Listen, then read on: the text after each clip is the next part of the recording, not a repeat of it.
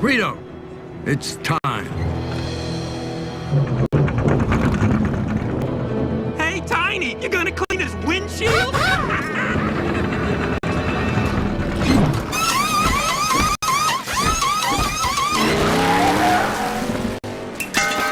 I don't believe it! That was the fastest pit stop I've ever seen. It was a great stop, but he's still gotta beat that pace car out. It's gonna be close.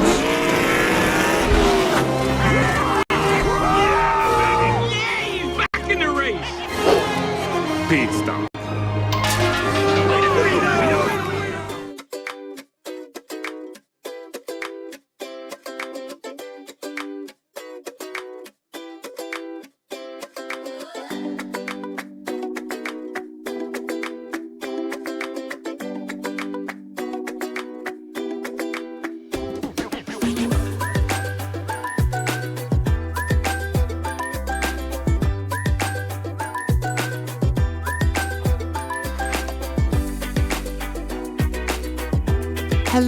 Hello. Please come in. There's some fresh cookies in the cookie jar. There's a pitcher of Kool-Aid on the counter. Have a seat. We'll put a movie on for you. This is Movies at Grandma's House, where we look at the movies from the past to see if they're still good today. And I'm your host, Isaac. Ka-chow! And who's with me in the world of cars, where Pixar made them come to life? This is Seth. Hey, was that floating like a Cadillac or was that stinging like a Beamer? And this is David from the Buster's Garage podcast. I knew you couldn't drive. I didn't know you couldn't read. It is fantastic to see you guys. And we want to welcome in our special guest, as you heard, Dave from the Buster's Garage podcast. How are you, Dave? I'm doing pretty good. I'm tired. I've had a long day, but I'm so excited to do this. Awesome. I'm with you on the tired. I think we're doing this a little bit later in the day, so it's understandable, but it's great to have you with us. We're so excited to have you on this special episode. We're still in peak Pixar, and I have to ask my good buddy Seth, how are you? I have been looking forward to this so much, so I am just so happy. I'm with you. This is, again, we're in this special series, so it's just moving right along. So before we jump into it, we just want to make a quick public service announcement, if I can talk tonight. Going back to, like you said, Dave, a little tired, but just want to make mention. If you are not a member on Patreon with us, check us out, because right now, if you become a member, this could be yours. We're having a giveaway. It's just going to be a random drawing. If you become a member, you can win on Blu-ray the Toy Story trilogy. So be sure to check us out. You can also join for free. We're going to have updates, just kind of giving you a tease of what's to come. So be sure to check us out. That way you'll be up to date on all things Movies at Grandma's House. And also just another disclaimer before we jump into this. If you have not seen this movie, be sure you stop what you're doing right now. Go watch it. It's on Disney Plus for free. You might have it somewhere in your DVD, VHS, whatever collection. Be sure you go watch it and then come on back. We're going to have a blast with this one. This is a continuation, like we mentioned, in our peak Pixar series. We have now arrived at none other than the movie Cars. So this was released back on June 9th, 2006. It had a budget of $120 million. So again, Pixar was starting to really pour the money in there. But like Pixar does, they made bank. They made $462 million back on this movie. And just a quick look around on the reviews, just a glance. It's got a lot of positive reviews. IMDb has a 7.2. Metacritic is at 73%. Rotten Tomatoes is 75. So that's kind of a quick glance at it. But let's talk about, again, this was released back in 2006. So we'll start with you as our special guest, Dave. What are some first memories that you have with this film? Well, it's funny. I remember when it came out. I was a young adult at the time. And I thought to myself, like, oh, that's just like some silly kids movie. I'm not really that interested in watching it, you know what I mean? So I went I don't know how long I went without watching it, but it was quickly became kind of like a pop culture hit, you know? And so I do remember watching it and I was like, wow, that was actually a really good movie. It was fun. Yeah. So, yeah. Yeah. That's really cool. Yeah, that's about the time, probably about the same age I was when I saw it too. So, how about you, Seth? So I remember watching this, and the whole Doc Hudson part of the story really got to me and hits me in the feels. And I'll discuss that more deeply. But yeah, I first memories, I just remember watching this over and over again, thinking the same thing. Like, can't wait to hear that part. Right on. Yeah, we'll get into that. A lot of characters with Doc Holliday and all that. But I remember this might be one I didn't see in the theaters. I'll just be honest, but I do recall seeing it, and a lot of people, just like we've talked about with Pixar, really enjoyed this movie. Enjoyed the voice casting, the celebrities that were in this movie, and I just remember having a good time with it. I guess kind of go along with Dave. I was like a young adult, like teenage years, but I still enjoyed it. It was a lot of fun. So with that thought though, this was back in 2006. So we'll come back to you, Dave. What were some expectations when it came to rewatching this movie? Well, rewatching it, it had been a few years since I've seen this movie. I've got kids of my own now, and I know I watched it with them when they were young. But going back to rewatch it again for the podcast, I'm watching it and I'm like, this is even better than I remember it being. It's great. It's just so fun. Lots of jokes that are both kid and adult friendly, and it's just like entertaining, and it's still very relevant. It's a good movie. Yeah. Cool. That's awesome to hear about the experience too. And that's what this podcast is about, when you are able to just kind of go back to those movies you haven't seen in a while. So that's awesome. That's great to hear. And how about you, Seth? This is a movie that I watch often. So Mhm. really, my expectations were to enjoy the ride. Awesome. I have little ones that I'll admit, this is one of those movies they want to watch almost on repeat. So kind of along the same lines with you, Seth. It was just kind of like, hey, let's have a good time with this, because I love watching my kids enjoy films and movies, and this is one of them. So that was my expectations, just kind of going into it. See if there's anything I missed. I mean, I've seen this quite a few times, but there's always little things you can miss, especially with Pixar. So that was kind of my expectation going into this one. But with that said, let's go ahead and jump into it. Let's take the VHS out of the cover, put it in the VCR, and press play.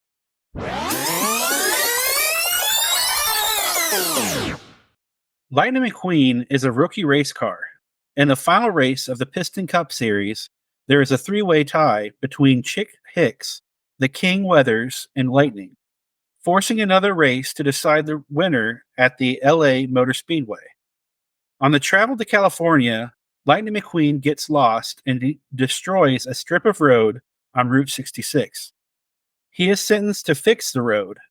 In the meantime, he realizes racing isn't everything, and that friendship is something you just can't buy. All right. Great summary there. And that's what we're going to talk about. We're going to kind of fill in the gaps. So let's start with you, Dave, as our guest. Just when you're watching this film, what are some things that just kind of stick out to you?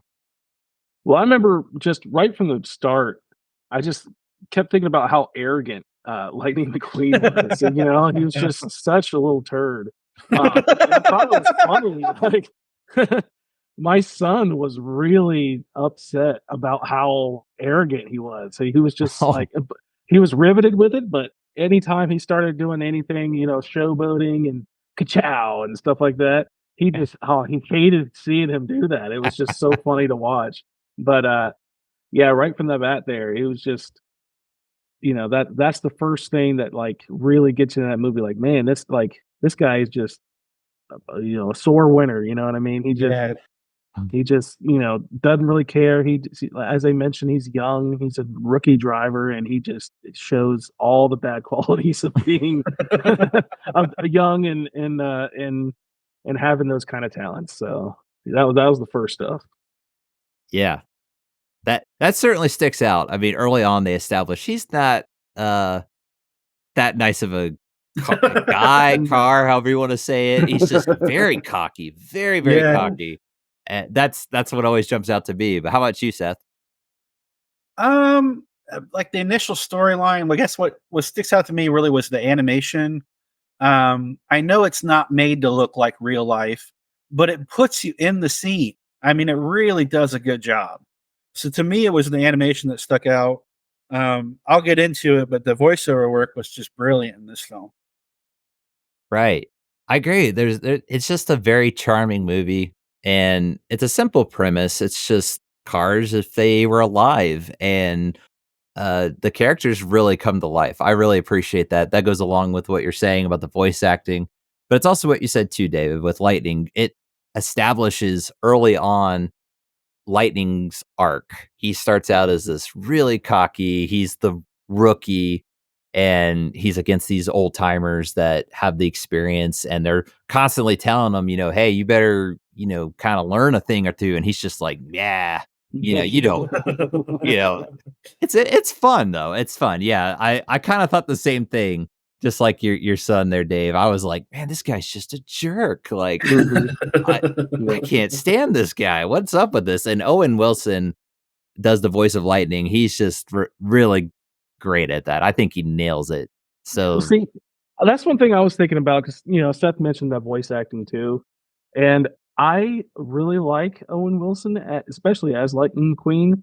But I feel like I didn't feel Owen Wilson as much as in some of his other movies where you see him act. And I think Yeah. it might just be because he's a car.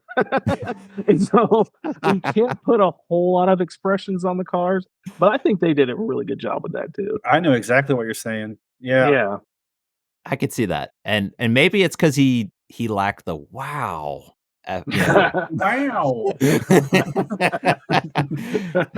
That could be. I don't know. That's just a theory though, but I get that. He does a good job with it, but it is almost unlike him. Maybe because Owen Wilson's usually that laid back, like buddy guy. That Like, could hey, be. how's it going? Yeah, let's go hang out and stuff. And this, he's just that cocky race car. Yeah, obnoxious that's a perfect word.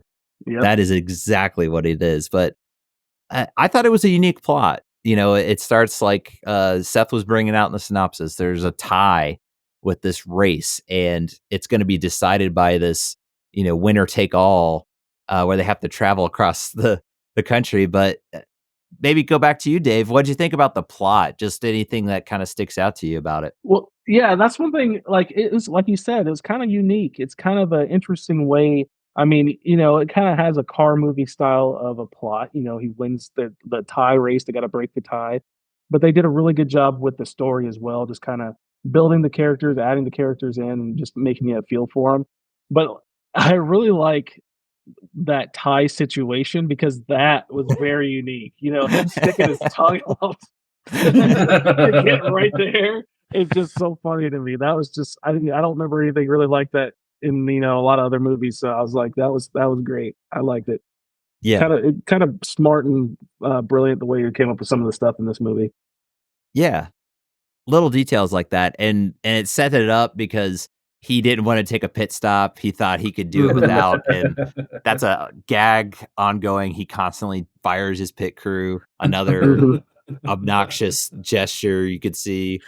And that almost cost him. Yeah. Because his tires blow out and he's just struggling to get. But I'm with you. I love that part about it. And then it just kind of goes on from the plot from there. What about you, Seth? What are some things about the plot that you kind of noticed?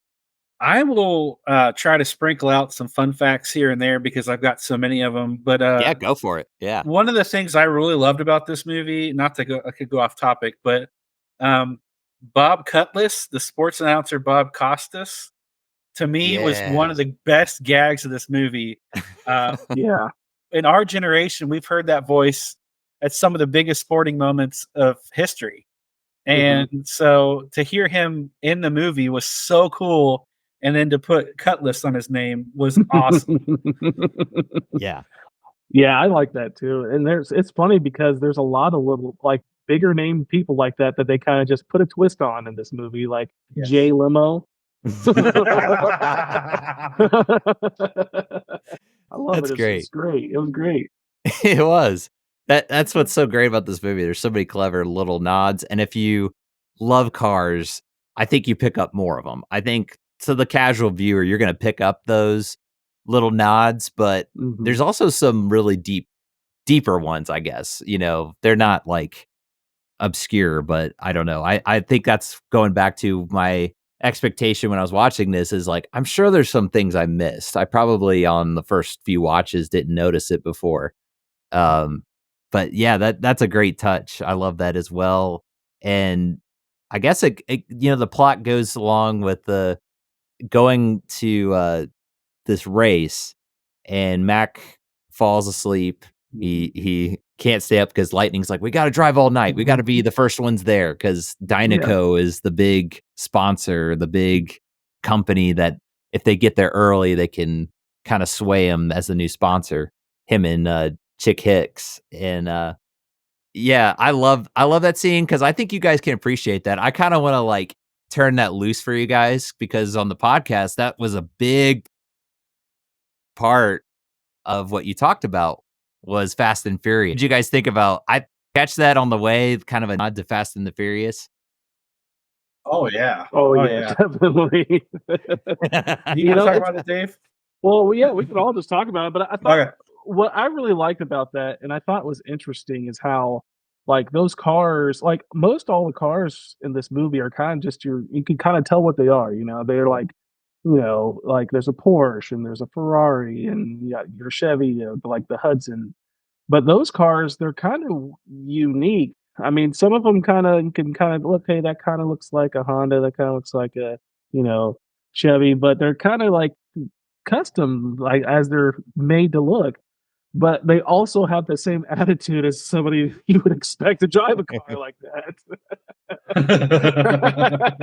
So I thought that was hilarious. They were hilarious, just even though they weren't really in the movie very often. But the sneezing like V8, Yes. Yes. that just cracking me up. That I loved it. I loved it.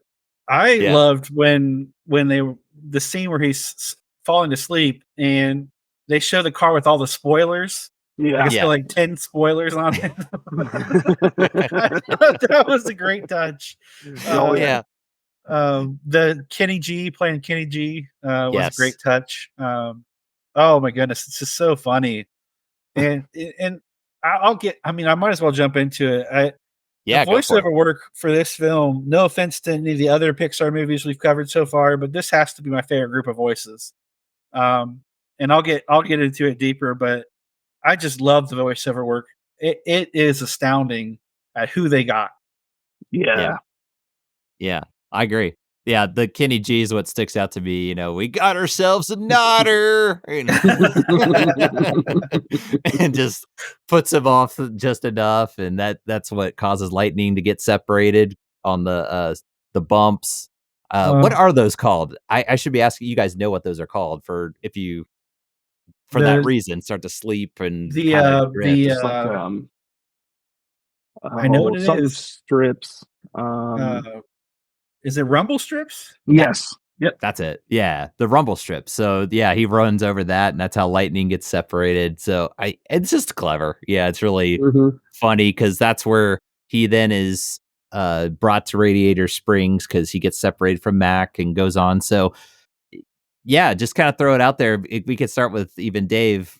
What did you think about when they get to Radiator Springs and just the characters, the town, just anything? What kind of sticks out to you? Well, they definitely got like a small town vibe, like kind of spot on. Yeah. Because it's very like kind of deserted. There's still people around. I mean, I guess cars, I guess. Right. And I really appreciate I really like how that kind of went down because how Lightning McQueen was trying to just find his bearings and find the freeway, but how he like speeds past that cop car and he like didn't know what to do. It was just hilarious. He tries catching up to him. He's backfiring while he's chasing him. Yeah. It's just hilarious. He thinks he's getting shot at. It's just so funny. But it was just very that much that kind of it was almost like a blast from the past type of thing when he goes into this into the Radiator Springs. I just really like how they brought that kind of old style vibe into it. Yeah. Yeah. It's really interesting because it's like that's where the movie really starts. That's where the bulk of the movie takes place is in that town. How about you, Seth? What are some things that kind of stick out to you? The characters, the town, like Dave was mentioning. I'm going to sound like a broken record here. The characters are so pronounced and unique, and the casting was so great. They got these different voices from our past, and it brings it to it makes it more realistic. Hearing voices from, they were famous, 30, 40, 50 years ago. So it's like, that's just incredible on its own. I have to say on my personal note that Paul Newman and Bonnie Hunt were perfect choices and made the film for me. And even though all my friends know that I'm an Owen Wilson fan, they were what really did it for me. Yeah. Yeah. There's so many fun characters in the town. I mean, it's like, where do you begin? The big one that sticks out is you got Larry, the cable guy, is Mater. He is that character. It's like, come on, like that. It really matches. Yeah. What are some of your favorite characters? How about you, Dave? What are some of your favorite characters? Well, like Seth was saying, they all really shine. Like the characters they all have their assigned. Like Cheech Marin being the VW van. It was great. My son absolutely loved the lowrider who just constantly has a new paint job. Yes. He loved that. But I really like them all. I really like Doc Hudson. And I like the lowrider too. One of my favorites though, like cause they're just so good. Was Tony Shalhoub as the little tire shop guy. Yeah. He's just always funny. He was cracking me up the whole time. They're all great. Yeah, Fiat. That's right. Yep. Yeah. Tony Shalhoub, that was a great casting right there. Oh yeah, very much so. He matches the character. It just is that character, and it's a little bit later in the movie when Lightning's getting the paint job and the tires and stuff and all that. I'm blanking, but I'm pretty sure he says as good as a Ferrari because he gets the new tires. Yeah. He's like, that's what he says. Okay. And he's just like, no. I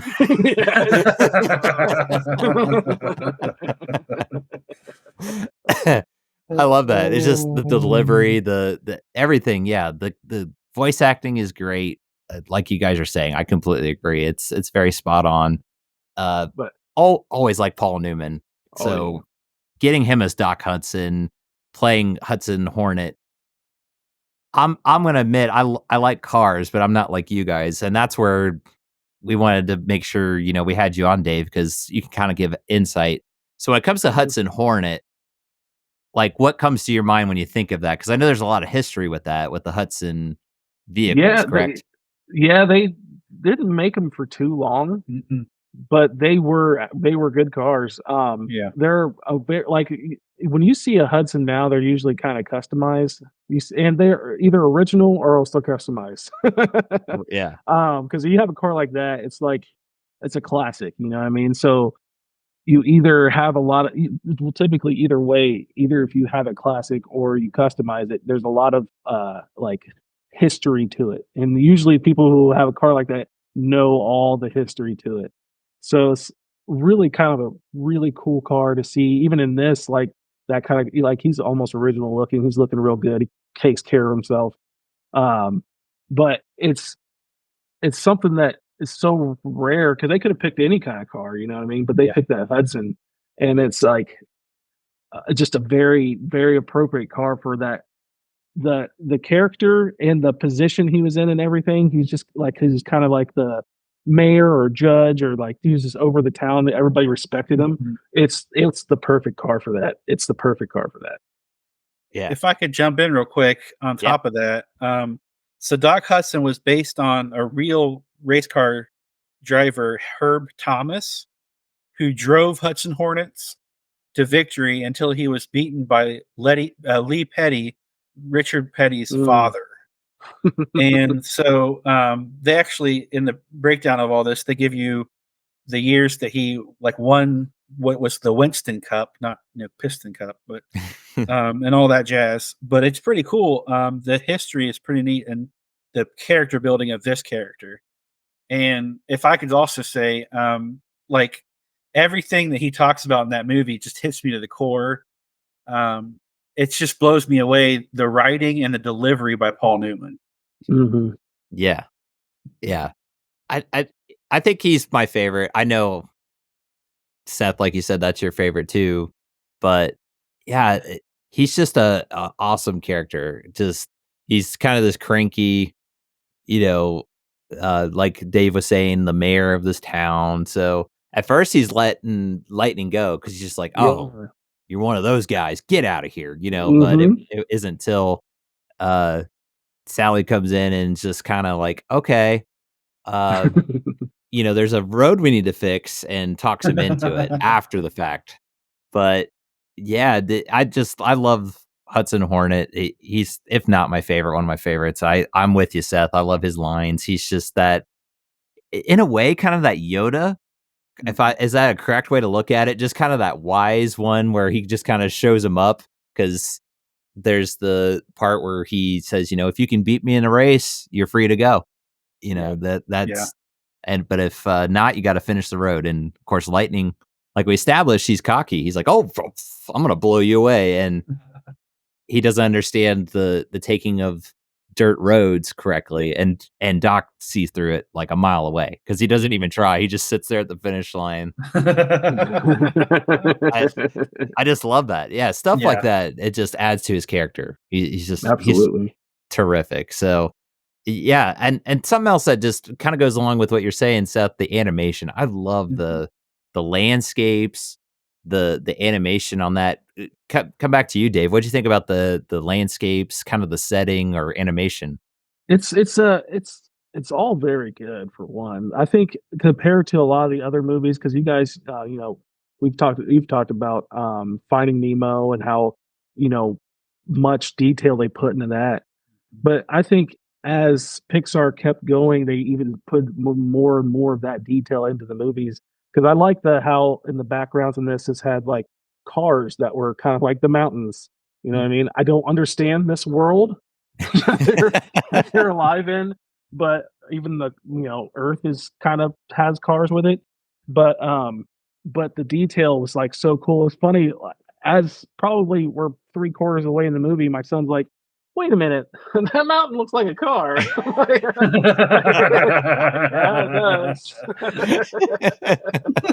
But it was just very well done. They made it even to like young eyes, they made it blend in, and it kind of just looked like mountains if you really weren't paying attention. That was just very clever the way they did all the animation in it. Yeah. Another thing I found in research was that, and this is going to be mind blowing, the animators drew up to 43,000 sketches of different car designs. Wow. That's incredible. Yeah, you could see it though. They really fine-tuned it. Is that pun intended? They really have the polish on this one. Like the close-up of Lightning after he gets to do paint job later in the movie. I always thought that was really well detailed, like the sparkle.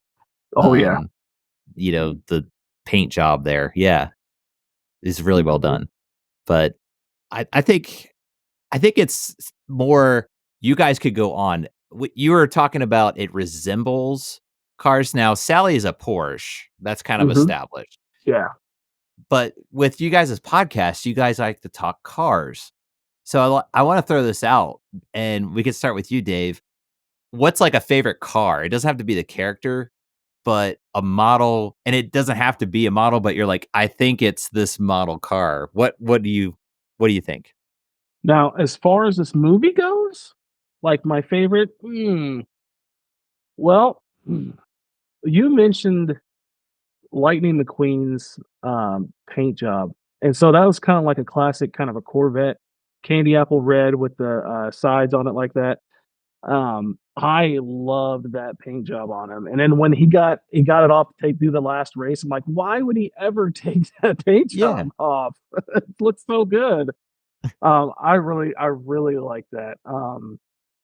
And and I really like the lowrider too. They put a lot of detail in that Yeah. lowrider, and I really like how they did that. All the different kind of like, because as far as lowriders go, those guys always put how they feel about their cars into their paint jobs and stuff like that. And I feel like they try to represent as many people as they could out there with those different paint jobs on that, and I really like that. Yeah. That's cool. I kind of thought it was like a Corvette or something, but I wasn't sure. So that makes a lot of sense that you bring that out. But how about you, Seth? Again, there's only certain cars out of the model, but if you could pick it out, it could just be any of them. Which one's your favorite? I'm going to sound like a broken record. I like the Hudson Hornet, and the reason why is I fell in love with that thing. Jay Leno has one, and it's like a cream color and white.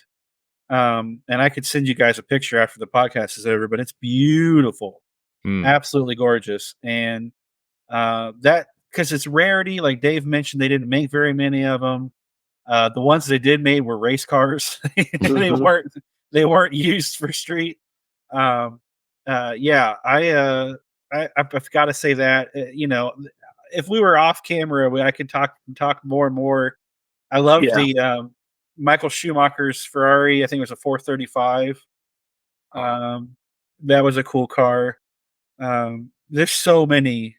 Sally was great with her pinstriping on the back. Yeah. It's a little fun little touch there. Yeah. The gags again are so well done. Don't get me started. That might be a little bit on there are some adult themes though. Like, yeah, for sure. We won't get into those, but that's one that I guess you could go to. I guess I like just seeing, like you said, it may not be an exact model, but it resembles it. And again, it goes with the character. I love at the beginning, I think it was called Sven, the Governator. He was supposed to be like Arnold Schwarzenegger, and he was a Hummer. Yeah. Because that's what Arnold Schwarzenegger is notorious for driving, is of Hummers. So that's what kind of sticks out to my mind, is if there isn't cars that you can associate with as just a car lover, it just does a good job of matching it to the character. It's very fitting. And I like also like the lowrider, like with the different paint jobs and it just matches so well. Yeah. When he gets the road redone and they take it down to where it sparks and all that. Yeah. That's a cool scene too, I think. Now, here's something I just thought of, Isaac, as you were mentioning that. Yeah. When watching that, I thought, oh, cool. He's like a lowrider. He paints himself. And then I'm thinking about it, I'm like, there's no way he paints himself. So it must be his wife that does all the paint work, because how could he paint himself? That doesn't make any sense. It's true. Is he that guy that's like the owner, CEO, whatever you want to say, where he takes all the credit, but all he does is just talk it up? It could be. His wife is doing all the manual labor there. She's in the shop, in the garage, sanding them down every night, cleaning them up, painting them. If I could go back to the Michael Schumacher for a second. Yeah. He's a really famous race car driver, if not the most famous race car driver. He was in the movie and he recorded all his lines in 4 languages. Really? Yeah. Isn't that cool?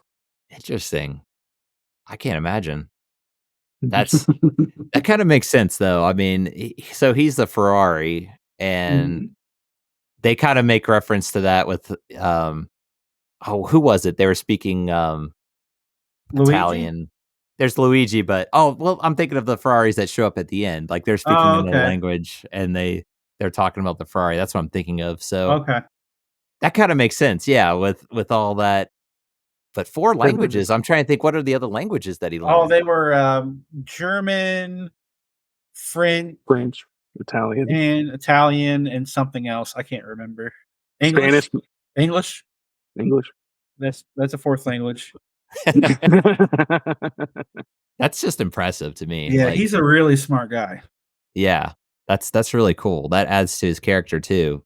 Like all that history of the racing that just goes along with it. But yeah, there's so many fun lines. What else kind of just comes to your mind? It could be any scene or characters. Maybe come back to you, Dave. What else do you just kind of sticks out to you? It was just there's so many good parts of the movie. It really is. I really enjoyed him trying to figure out how to get those turns right. You know, it kind of it shows that young character of him. He was just determined to try to figure this out, and just kept doing it and kept doing it and kept doing it. And it kind of is reality because he kept trying and kept trying and couldn't get it, and then he finally, got help and listened to that help, and it was like it just clicked, and he figured it out, and was like, okay, and then it kind of was like character building, kind of like that archetype, for him, and he had all the skills he needed. He just needed humility. He needed the humility to be able to be even better, and it's just like it was just a very deep part of that movie that was just really good, and I really appreciated that. His determination, and so that I just love that. I love that, and I also love towards the end of the movie there was like a bunch of SUVs at like a car boot camp. I really like that too. That was great. They didn't want to get dirty going through the mud with their 50. I like that scene too. That's really clever there too. How about you, Seth? Anything that kind of just sticks out to you? I mean, I love the scene where Sally and Lightning go for the ride, where they kind of just check out the land, and he gets a love for something other than racing, which is all that he knew and all that he cared about. I was blown away by the storyline. I was blown away by every aspect of this film, and it just really hit me. There's a handful of movies that we've covered so far that hit me like this one, and this one did a lot. Yeah, I could see that again with you guys really being in the cars. It's like that's what I always come back to. If you're even just a casual, hey, I kind of like cars, you can enjoy this movie. But I think it really, it almost is for the car lovers. This is like those inside jokes, the car models and different interaction. Yeah, it just really pays to that, and I don't think it can compete. I'll just say that right now. But I thought it was a very touching song, the James Taylor song that's right in the middle. Yeah. When I say compare, we talked about Toy Story 2. I think, sorry, James Taylor. Like he's got a special place in my heart. Like, Oh yeah. I'm a huge James Taylor fan, and just growing up. But even I can say, if you're going to compare the two, I don't think you should. They're not the same. No. But this does a very good job with that. It's very touching. It's great. Yeah. The music in general is very good in this film. Yeah. What did you think about? Start with you, Seth. Like the music, just bring that up. That's something we haven't touched on. Well, I mean, "Life Is a Highway," covered by Rascal Flatts, was a really big hit. The Sheryl Crow song, I forget the name of it. It's right on the tip of my tongue. That's right. Yeah, she's in it. Very big. There's just a lot of songs that hit you in the right spot. They just really placed them well in the film. Yeah, I think that's key to it too. It's just well placed and just the right song for the right moment. Yeah, and I forgot about that. Yeah, Sheryl Crow's in it. There's all these big names in it. I think did Randy Newman have the score on this one? I do believe. Okay. So it went back to Randy Newman because we talked about the soundtrack with The Incredibles. That was the first movie that wasn't in the Newman family. So they went back to Randy Newman for this. I thought they did, but I couldn't remember. But yeah, it's a great soundtrack. It's got a lot more, I would say, like hit songs, but it matches. Again, think about like you're driving, you're going to put the radio on, you're going to have songs playing, so it just matches. I think some movies, when they do that, it kind of overloads the movie a little bit, takes you out of it. Mhm. I didn't feel that way with this one. I think it really added Adds to to it. it. Yeah. Yeah, exactly. So, what'd you think about the soundtrack, Dave? Yeah, I agree. It was a kind of a big soundtrack, and it was just it all the right songs at all the right times. They did a really good job with that. I was it was perfect. Yeah. I do have a fun fact, but I don't wanna steal it from you, Seth. So do you have any more fun facts to throw in there? Oh, I have about 2 minutes of fun facts, so whenever Go you're ready, I can go throw them off. go for it. I'll throw in mine last in case you didn't touch on it. Okay.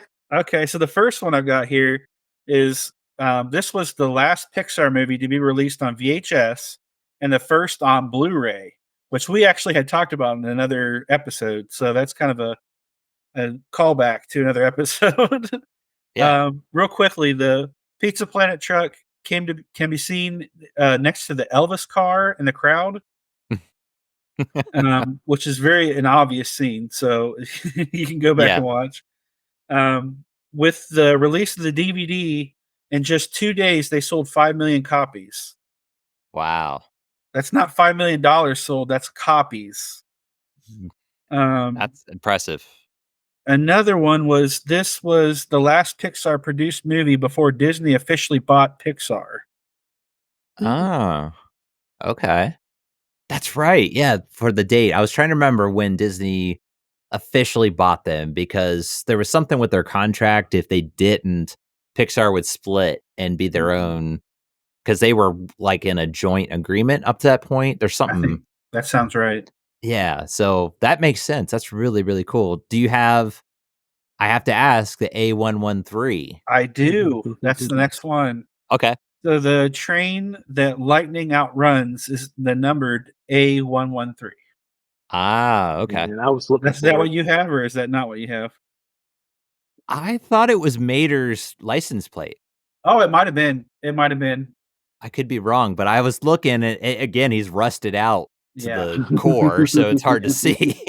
But Um, yeah. another fun fact is according to IMDb, the movie's merchandise sales hit over $8 billion in just 5 years. w- Makes So I'm gonna sense let that though. one sink in before I go on. So you said billion with a B, not million. $8 Just billion in 5 years. So imagine what it's done since then, because that oh, movie, the franchise has grown. Mhm. that Um, that that's a mark of when you see, we'll I'm sure talk about it maybe at some point, but there's sequels to this movie. There's spin-offs, there's a TV show. That's usually a mark of they're doing pretty well. And what you just said is that's a testament to it for sure. astronomical number. That's Yeah. crazy. That's Yeah. crazy. So I have Wow. 3 more. Go for it. Premiered at Lowe's Motor Speedway in Concord, North Carolina, which is significant to any Buster's Garage podcast listeners because that is referenced to in Talladega Nights. The movie Pixar, the first Pixar movie to not feature the Luxo Junior Ball since The Bug's Life. Mm. And the last one I've got is a Bug's Life characters can be seen in 3 times in this movie. Wow. Oh, I might have got a glimpse of them, but okay, you're gonna have to tell me. I didn't catch that. I wish I would have written it down. I know there's Ah. one scene. There's one scene where you look at ants and they're like, that's them. But there's another scene where Oh, okay. they're in the background and everything.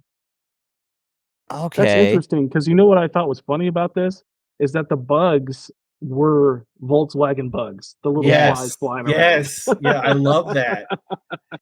Yeah, that might be one thing that kind of confused me a little bit because that was Definitely. like, okay, everything is cars. I thought this was just It's a car world. yeah. I, kids love it. I mean, that's what it is. It's very much for kids to enjoy. But yeah, as an adult, you're sitting there like, how does this make any sense? Like, who's changing the oil on that thing? Like, what's the deal? you know? We had a glimpse of that earlier in the movie. Yeah, Yeah. it's still fun. Yeah, you just kind of have to put logic away at that point. But yeah, that It seems like I saw them, but I can't remember off the top of my There's head. three So scenes. If I maybe I can look it up real quick while you guys are talking. okay, yeah, because that's what I think of is the end scene. There's a cut like after credits where it was the van and I forget what the wife, but they're trying to get back to the highway. And the post scene is they're like in the desert, and she's just like, "Can we please get directions?" Because he doesn't want to get directions. And he's just like, "Well, I see it up," and he's going crazy. But then that's when you see the like Volkswagen Bug fly Mhm. up to the screen or anything like. I'm trying to think. You didn't catch that, Dave, anywhere with Well, the I think bug? I do remember him talking like I think there's a part where they go past the road or like the car goes over the road. I can't remember where though. And you see little ants carrying something, I believe. So I think I do remember that, but I can't remember which part of the movie it is. Yeah, Okay, it so just it says that Flick, PT Flea, and PT Flea's circus troupe are in the movie. oh, that's the where what's his name? Ratzenberger. They're at the drive-in. The bloopers, yes. That's But there's it. other scenes in the movie. There's other scenes. They're real fast scenes in the movie. Okay. That's what I think of because they make that joke. That's what Mhm. we talked about before is how he's been a voice in all the Pixar movies. Yes. And That was Mac is great. in the drive-in and he's just like, "Oh, that guy has a great voice." And then by the end of it, he's just like, "Wait a minute. They're using the same guy." Like, oh, they're being cheap. Yeah. That's right. I love that line. It's great. But he kind of plays along with that joke and yeah, I love him. He's a great actor and all the characters throughout Pixar. He's just been great. I mean, Yeah. I love the Yeti, the car Yeti Yes. from Monsters Inc. That one. All of them are great, but yeah, that They one's were very great. clever, yeah. Yeah, they incorporate it so well. But yeah, the fun fact I was gonna bring out. So I was gonna it's kind of a quiz to you guys, see if you guys knew this. Do you know what movie Cars was competing against in the theaters? I do not, but I will probably know it once you tell me. It's very appropriate. I'll say that. I mean, there's a lot of movies it's competing with, right? Cars. But it It's would have been 2006, 2006. Mhm. summer 2006. Was it a cartoon? It wasn't a cartoon, but it was very similar. The movie would be Was it similar. Talladega Nights? Not Talladega Nights. No. Man. I wanna say I know, but I think I'm stumped. I'm drawing a blank. Yeah. It was I'll say it wasn't its open weekend, but it was a second weekend. I'm seeing here, it was competing against the Fast and Furious Tokyo Drift. Oh, I was wondering if it was a Fast and Furious. this is one of the reasons why Tokyo Drift wasn't a big movie. That could that This makes sense. is. I This don't know. Could be part of it. It had the weakest reception of all the movies, and it's a great movie. I mean, Yeah. It didn't have Vin Diesel like it did. It had the like at the end. credited like advertising. Yeah, Yeah. there was a payoff of him in there, but he wasn't Paul Walker wasn't in it, so right. So you didn't have the big stars and stuff. It's definitely risky going up against big movies like this, a Pixar movie. Whew, that is rough. yeah. Yeah. I bet That you could- the budget. I can look at the budget for Tokyo Drift. Yeah, because this was Probably- 120 million. So Yeah, probably half, if that. I'm thinking, yeah, that's probably yeah. So that makes sense, but it's kind of funny. You had two car movies in the theaters at once, technically. This is more on the kids' side, but then you had the, third, which you guys talk about it in the podcast. It's not technically the third if you go by timeline, but it at the time was the third Fast and Furious movie. So interesting time. You look back on that. I remember those times of the theaters. It had other movies as well. That was one that kind of stuck out to me. Like I saw Click was one, Superman Returns. It's like, wow, that does take me back to 2006. Like, wow. But still, despite all those movies, Cars did it did really well at the box office. It got good reception, and yeah, kind of switching. Go ahead. I'm sorry. What You were you gonna say? said a $120 million budget for Cars, Yeah, $85 million budget for Tokyo Drift, and there you that's go. after the big two movies preceding it. So 85 million. I mean, it did pretty decent in the box office actually, but it wasn't the big hit. Like it was like the least grossing film of all the franchise. Yeah, So I'm sure that Cars played a role in that. I think it had to be part of it for sure. And then, like we talked about, you didn't have the big stars, so. But yeah, just interesting. If you were, back during that time going to the movie theater, you had your choice. You could go this movie or Fast and Furious. So if you're in the Cars, I think it was a great time to go to the movie theater. Good choice of films to go to. But we didn't really touch on Mater with the Larry the Cable Guy. I mean, we mentioned him. The things I'd like to say I can't. So, well, one thing I was going to mention is that like this movie definitely did a good job getting itself into the culture of the time specifically. Mater was a big character for that people liked, and I had a client that I was working with one time who had a collection of cars, and he actually had an old like Ford that was made up to look exactly like Mater, like had the face and the teeth, and it looked just like it. And That's he said cool. he had like a Dodge Viper, he had a Corvette, he had a lot of different things, but he said that was his favorite car. And he said that got the most attention of any car, like if he ever took it to a show. So I thought that was pretty interesting, Oh yeah, that's awesome. Yeah, who doesn't know Mater? I mean, if Cars has been a huge thing in pop culture, like you talked about, Seth, $8 billion. I mean, you've had to see Cars, but Mater, I think, is a big part of that, other than Lightning. And that's one of my favorite scenes, I think, is the tractor tipping with Mater. Oh yeah. There's a lot of different things I just remembered. Yeah. Like a couple different times he like hooks Lightning McQueen and he hooks him. He's like,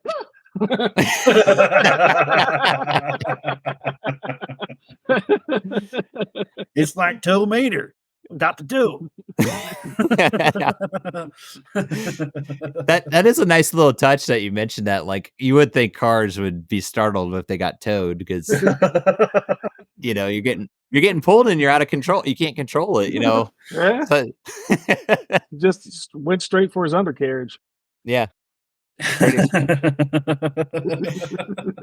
But he's a great character though. I like Tow Mater too. We talked about Doc, but I mean, who doesn't like Tow Mater unless Larry the Cable Guy annoys you, I guess. But again, he plays that character. That's what that character is. They pretty much said we need to just put Larry the Cable Guy in this movie, and we're gonna make him this rusted tow truck. I love where he finds the hood.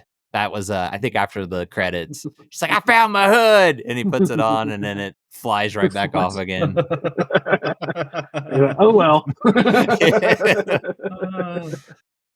He's kind of the comic relief. He's got some great lines, though. And when he's like, all right, hook him up to old Bessie, and he unhooks Lightning, and he just immediately takes off. And Doc just kind of looks at him, and Mater's like, oh, maybe I should have hooked him up to Bessie and then took off the boot.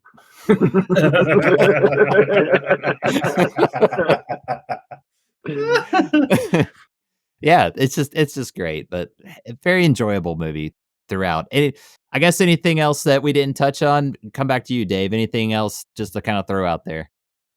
Just kind of like I was saying, like I think even though at the time I thought it was a little too cool for it, it was a very iconic movie, and it really worked its way into popular culture. They did a great job with it, and it was actually it's a really fun movie. Yeah. If I could repeat what Isaac said, you don't have to be a car person to love this film, but it helps. And I'll tell you what, people that love racing really get into these characters. I mean, there's a little bit for everybody, and it's just a really well done movie. I can't say enough about the voiceover work, the animation, it pulls you in, and the music keeps you there. So it's a really well done picture. Yeah. Yeah. I'm with you, fellers. I'm with you on that. Just very well done. All the above. I agree with. So I think we touched on a lot of points. We could probably go on, especially with you guys with the cars. I mean, we could touch on more, but we'll go from there. And before we move into our reviews, let's take a look around the net, because we mentioned a few of sites that have their average reviews, but we like to kind of zone in on specific reviews. So, Seth, what kind of reviews are you seeing out there? So the first one I've got is the movie Mark says it's the nice to slow down every once in a while, 8 out of 10. Yeah, good review there. And that's a quote Lightning says, isn't it? It's like it's nice to slow down every once in a while. So, very nice touch. I like that. And the next one is Random Stuff 101 said exquisite and fun, visuals steal the show, 8 out of 10. All right. Yeah, I really like the visuals. Like I said, you talked about it, Seth. When they go for the drive, I love that landscape. I mean, they Beautiful. bring it out beautiful, right? It's just great. I love that. And probably our number one contributor to our user reviews, CC the Movie Man -1 says, can't say enough good things about this animated gem, 10 out of 10. Wow. All right. There we go. Yeah, we usually get those repeat offenders, as you call them. They come back every once in a while, but we love it. We love those names. So thank you again for that, Seth. That's just giving us a kind of a glimpse what we can see out there. So let's get down to it, though. Let's hear what we would rate this film. And Dave is our special guest. We're going to start with you. So I'm going to ask you the question for cars. Are you going to take it home? Are you going to leave it at grandma's? Are you going to hide it in the attic? Well, I think this is a really solid take it home. It was so fun. This is definitely something I can see watching more and just enjoying and keeping it around. All right, very nice. So go to you next, Seth. How would you rate the movie Cars? I have to take this home. Like I mentioned, the Doc Hudson, the fabulous Hudson Hornet of it all sold me, and it hit me hard. This is one of the few movies that we recovered that I didn't actually have a copy of, and when I got done watching it, I was like, I gotta order another copy of this. It's gotta be in my collection. Awesome. Well, I'm gonna go against the trend. So don't hate me. Don't hate me here. Okay. I love this movie. Let me make that very clear. I thought about it really hard though, and the movies that I have rated, it was like I gotta stay with my rating system. So it deserves, I'm with you guys of a take it home, but my personal rating, this is just mine. I'm going to leave it at grandma's, but that is no disrespect. And we've established that on this show. Like that, when you leave it at grandma's house, it's not a bad movie. Like this is a movie, if it's on, I'm going to stop what I'm doing and watch it. You know what I mean? It's just, as I was thinking about it, it might not click with me as much. And I know with you guys, it's like, are you insane? Like this clicks with me because this is right up your alley.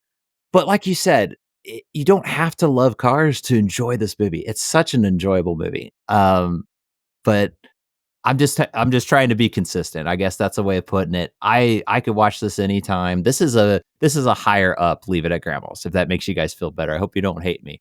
But I have It had to happen. I mean, eventually one of these Pixar movies had to be something. Yeah. We can't take them all home. It just happened. It's like, it's not me just like, oh, I got to be different. Like this is I would genuinely rate this leave it at grandma's. But and you can still watch it over and over again at grandma's. So that's not a big deal. Exactly. And that's where we want to make that clear. It's not a bad rating. It's just, you know what? I'm happy revisiting it every once in a while. Since I have kids, it's more often than not too. So it's more often than visit to grandma's. So, but yeah, I think you've heard it from us. This is a high recommendation. If for some reason you haven't seen this movie, definitely go watch this movie. It's definitely up there. Like we said, this is peak Pixar.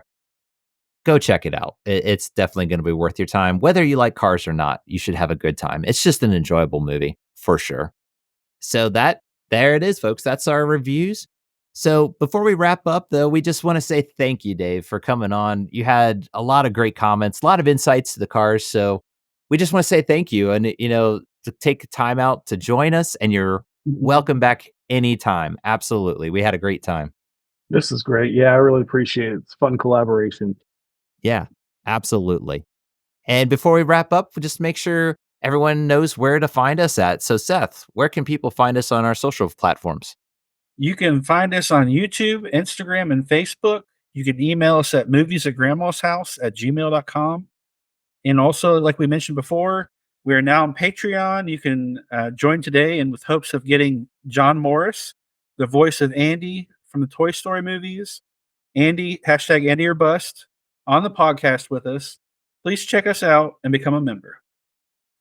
There it is. Yep. Be sure to check us out just so you're up to date on upcoming movies we're going to review. We'd love to hear from you. Be sure to write us any memories you have where we look back at different reviews around the net. We'd love to incorporate some of our listeners. So feel free to message us. You can email us, or like Seth mentioned, any of those platforms, message us. We'd love to hear from you. And again, be able to keep up with any updates that we have as well. So that'll about do it for now. As they say, all good things must come to an end. But don't worry, we'll be back to Grandma's house soon. But in the meantime, remember to be kind and rewind. We'll see you next time. Bye. Bye.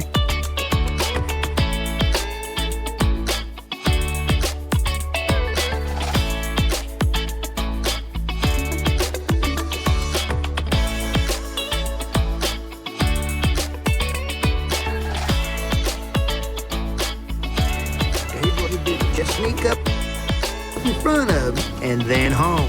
And they do the rest. Watch this.